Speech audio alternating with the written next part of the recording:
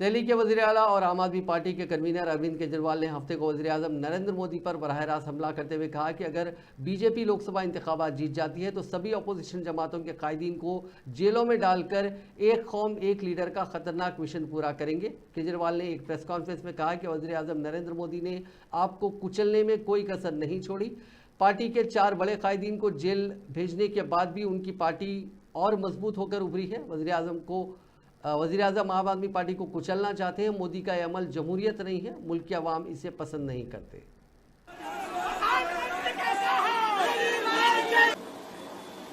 Income tax में commissioner की नौकरी करता था।